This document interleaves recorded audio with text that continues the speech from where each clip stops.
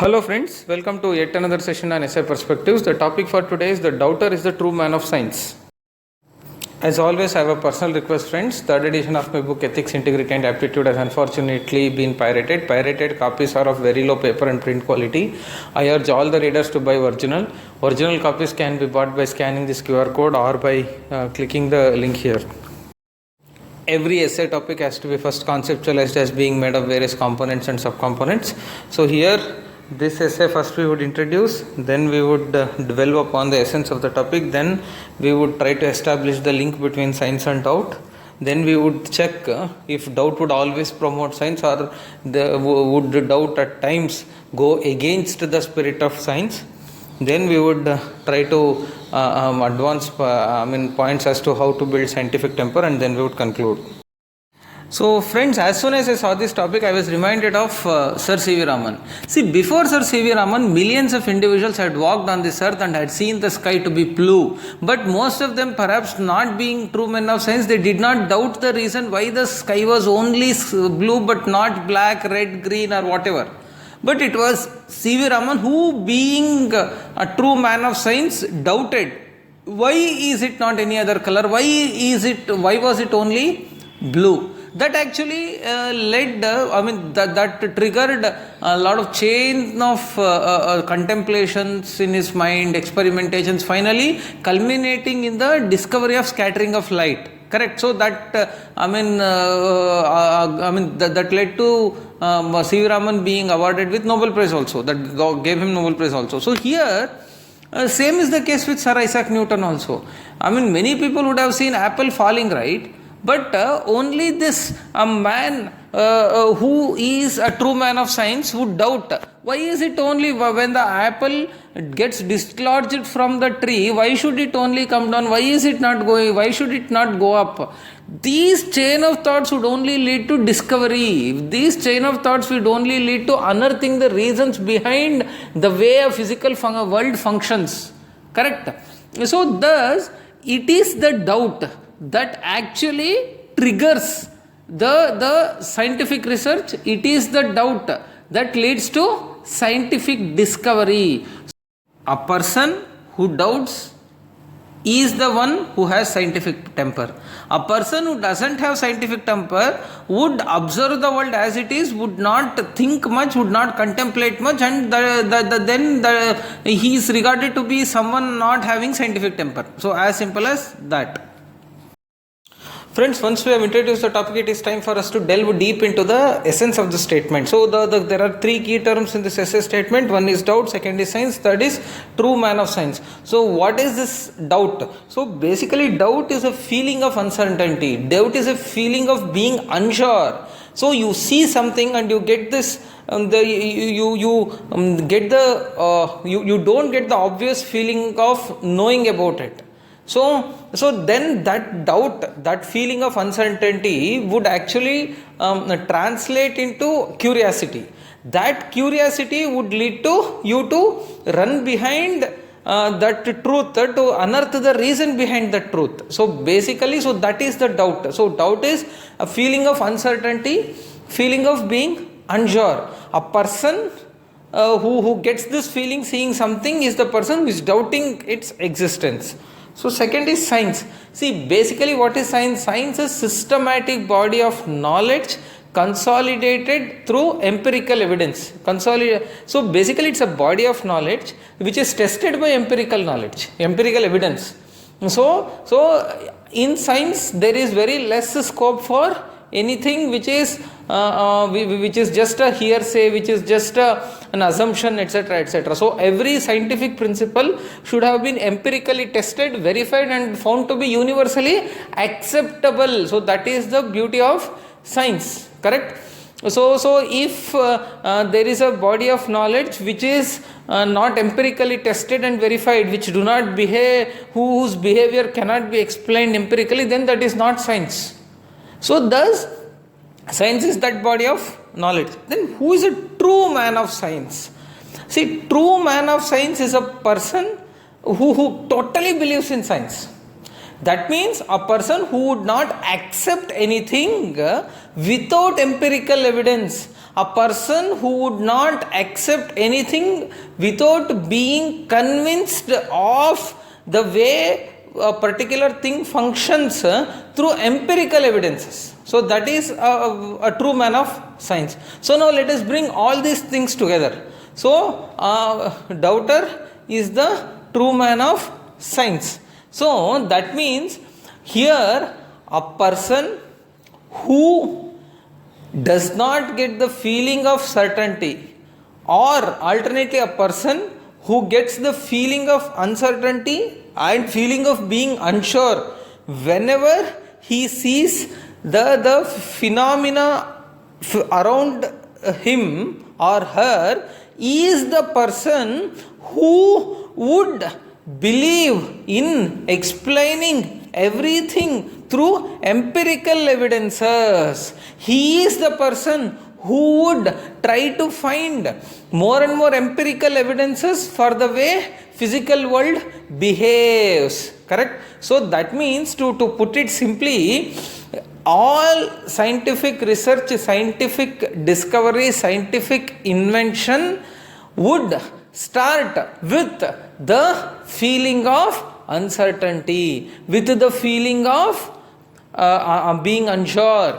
Correct? So this feeling of uncertainty, feeling of being unsure translates to curiosity. That curiosity would charge a person to run behind empirical evidences to find the reasons behind the way things function the way they function. Correct? So that is what, if you don't get the doubt, then you are a person who just accept the world as it is without trying to find any empirical evidences for that. So you are a person without the requisite scientific temper. Friends, after we have set the tone for the essay, it is time for us to elaborate on the essay statement. Correct? So here we are trying to explore the relationship between science and doubt. So we are trying to enlist the features of the science and then trying to check if doubt would support, if the being doubter would facilitate or would go against the spirit of science. The first thing is, first cardinal feature of science or scientific knowledge is critical thinking. What is critical thinking? Critical thinking, that means you be critical of the behavior of the physical world. You be critical, that means you don't accept the way the physical world functions just like that. You try to critically think over it. So to illustrate, I mean Newton for that matter. So apple fell. Anyone else would have just thought, yeah, it has fell, that's how the world behaves. But Newton thought critically. He criticized that behavior of apple, and he said, why should it only fall? It can go up, it can go to its right, it can go to its left. Why is it only falling? So that is critical thinking. Correct? So that is the cardinal feature of science and scientific temper. Correct? So a person, a true man of science, is the one who has this critical thinking. But does being doubtful of the things would support, would buttress this critical thinking? The answer is absolutely yes. Only when you get this doubt, only a person who gets this doubt would think critically. If you don't get the doubt, you just accept the things as they are. So thus, being doubtful accentuates a person's critical thinking. That is what makes a person who doubts a true man of science. Then micro details. See, basically science tries to go deeper and deeper. So science tries to understand the things to minutest possible levels. See, earlier people thought about only molecules. First it was only elements, periodic table, then came molecules, then came atoms. Even in the atoms, then people started thinking of protons, neutrons, electrons. So now as time passes by, science is actually going deeper and deeper, trying to understand the behavior in more and more micro details. Now we have come to micro is also a old term now. Now we are in the nano world. Correct? So what I am just trying to tell you is, Science does not end. Scientific research does not end. You try to establish one reason, but someone else would say, so I mean, see, let us take the Raman effect itself. So Raman said the sky is blue, sky appears blue because blue is the blue color scatters the most because it travels in some shorter waves or something, whatever. Then somebody, so that is when one research ends. But in the womb of one research finding lies the fetus for the another new research actually. So that means someone else will come say that why would the blue travels in shorter waves? So then that actually leads to one more scientific discovery. So that means a person, an ordinary person would read the reason and would say that wow, maybe this is the reason, and he would end it here. But a person who has scientific temper, who is a true man of science, would not stop there. He would think that then okay, fine, this is because the blue light travels in shorter waves, but why only blue light travels in shorter waves? Why does it not travel in longer waves? So then another scientific discovery comes. So it is a true man of science does not get satisfied. Finally he tries to go into more and more micro details. So thus this feature of science is also supported and buttressed by the sense of being doubtful. Then questioning wrong assumptions. See, finally, when any discipline starts evolving, it starts on the assumptions. Correct?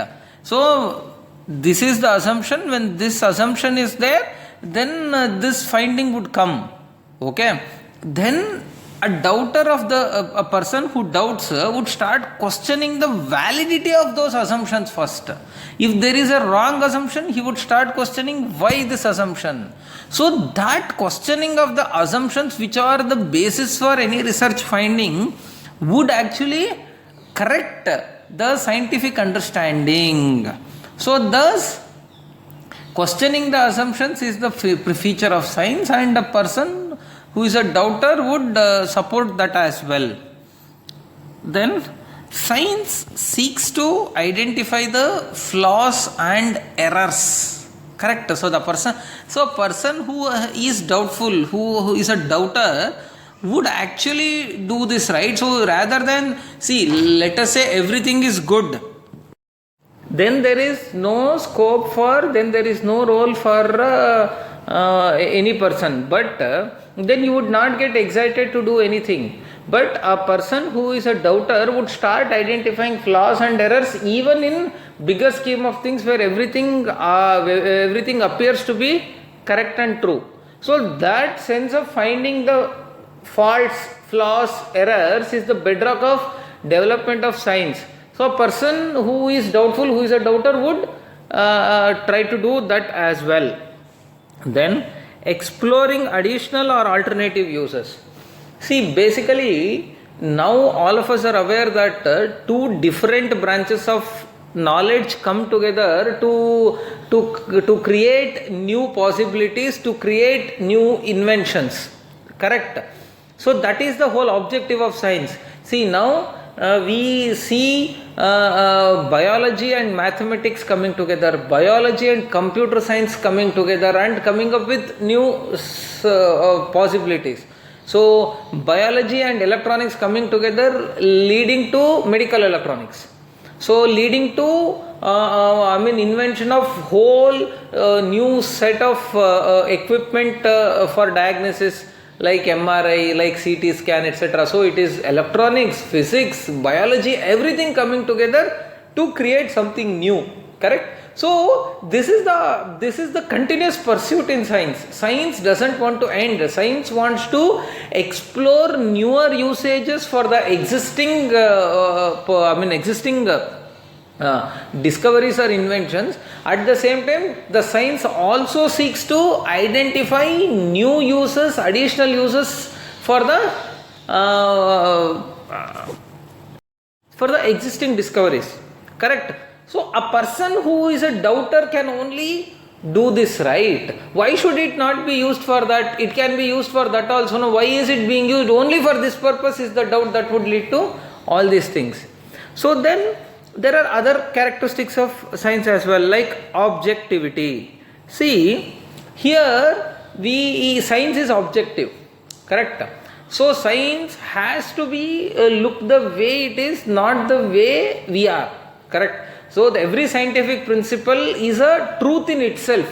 The truth does not depend upon the mindset or understanding of the person who is examining the truth, correct? So it is true in itself, correct? But a person who is a doubter at times actually try to unreasonably, irrationally question the scientific things actually. See, this is where the question of superstitions and all come. So see, you cannot that is the, let us take the example of Galileo. Galileo forwarded advanced heliocentric theory, correct? That sun is at the center and earth revolves around it. But everybody around them doubted his science, and just because he doubted his science, others doubt. Galileo doubted the existential unscientific principles, but others who believed the conventional wisdom to be true doubted the scientific discovery of Galileo himself, correct? Finally that led to persecution of Galileo. So that aside, what I am trying to tell you is, the science has to be objective. So you have to at times accept. A person who is a doubter would even question the already accepted principles of science also. So leading to defeating the purpose of science itself, correct? Then systematic methodology.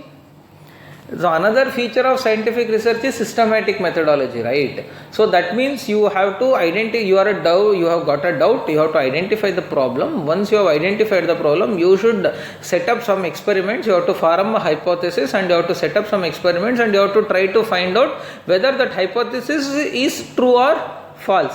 That is the purpose of that is broadly the method of scientific discovery. But there are some persons who just criticize the scientific discoveries. You get doubt, but you don't follow scientific methodology. You don't follow systematic methodology to take it to a logical conclusion. Then the being doubtful, rather than advancing the science, it would backtrack the scientific temper. Then empirical evidences. I have always told you the science is backed by empirical evidences, correct?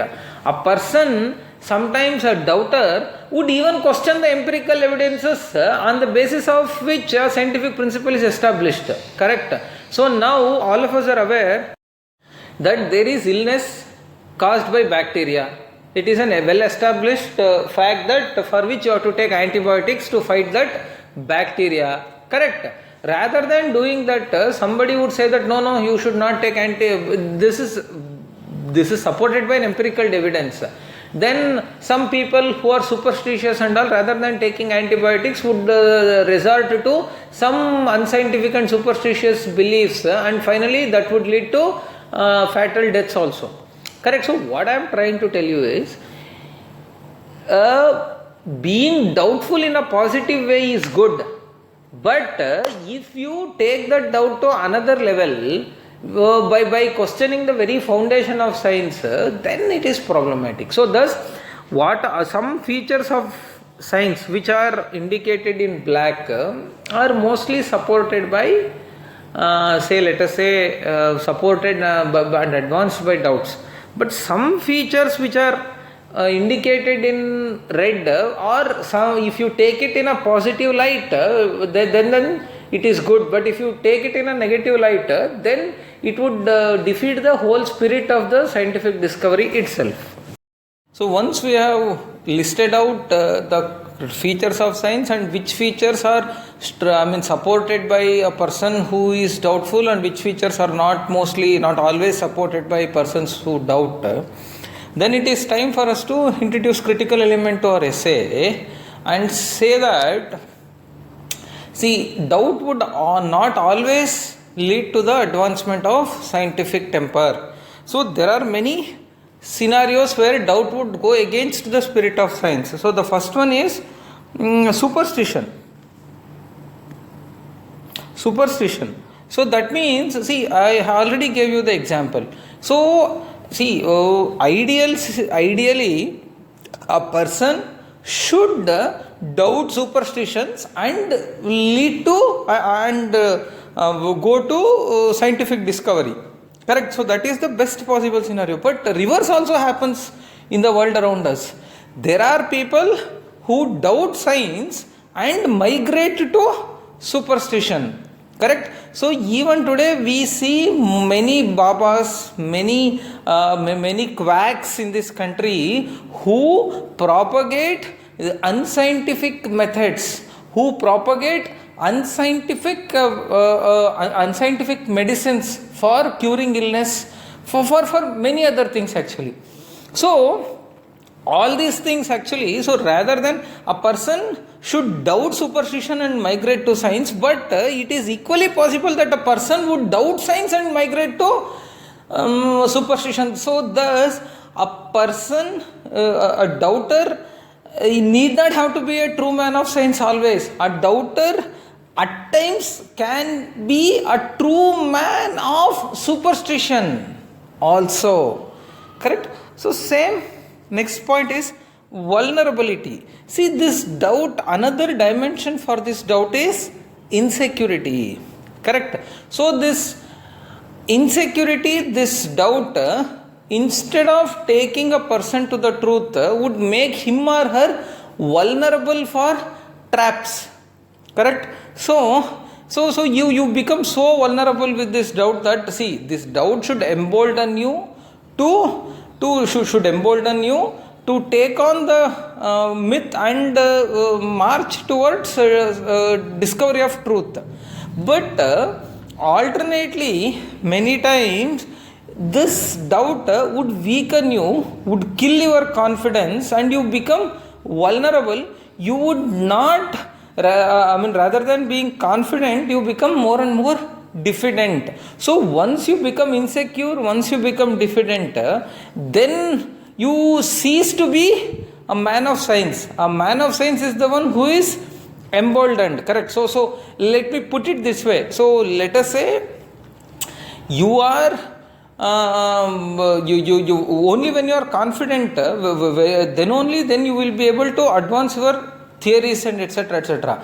But this doubt at times, even if your theory is true, even if your postulate is true, then also you would say no, you would still have the doubt. You continue to doubt the things, rather you would not come out. So you become vulnerable.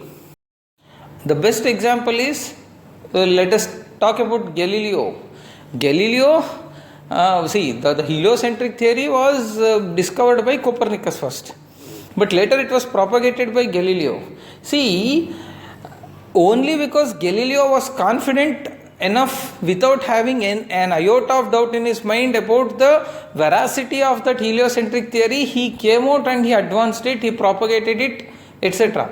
Otherwise, if he had doubt in himself, Ptolemy said Earth was at the center, now I am saying sun is at the center, whether I am true or not. If you don't have that confidence, if doubt should persist only until truth is discovered. But sometimes doubt, if this doubt goes even beyond the discovery of truth, then that leads to the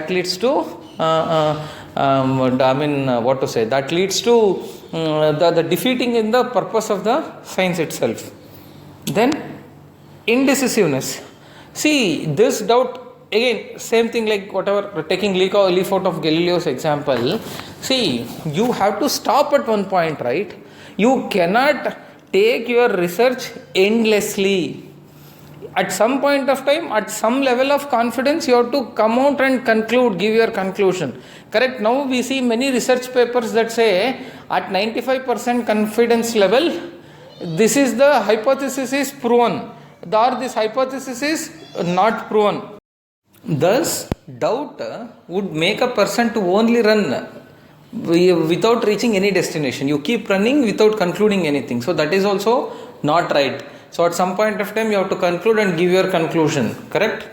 So then another problem with doubt is, if you have doubt, then you would be doing only, you become a very good researcher, but you would not apply that research findings into real life world. Correct? So leading to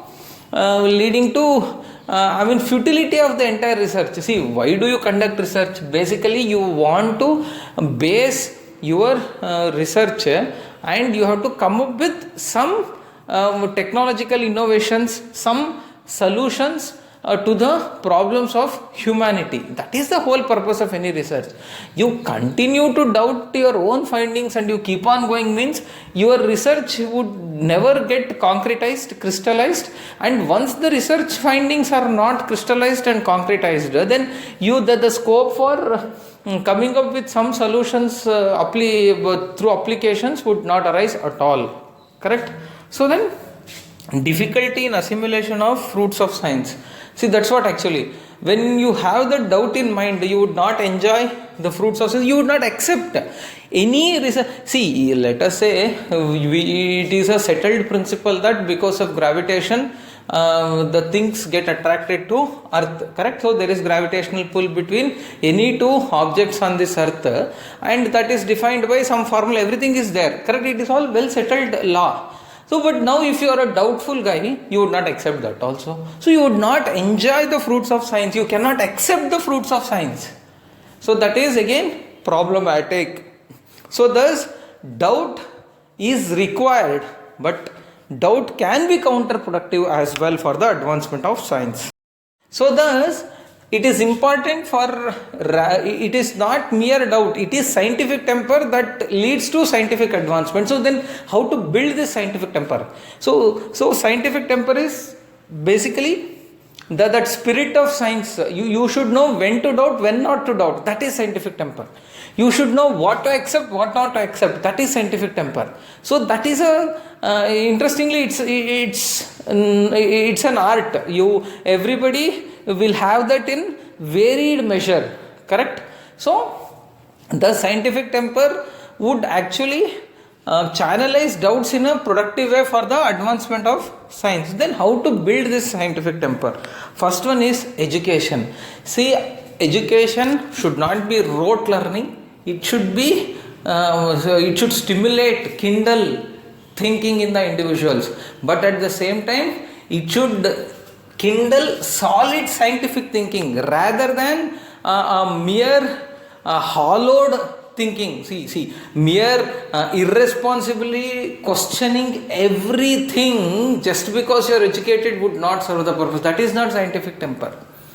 Correct? So you should know what to question, what not to question. So that judgment should be ingrained, should be imparted in education. Correct? Second thing is mutual respect.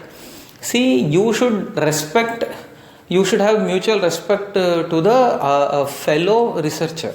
Correct? That respect is important. Rather than disrespecting the other person, you try to see his findings, his contemplations in positive light. That would actually translate into a healthy scientific environment. So then you would doubt in a positive way. Then you would not doubt without any basis. Correct?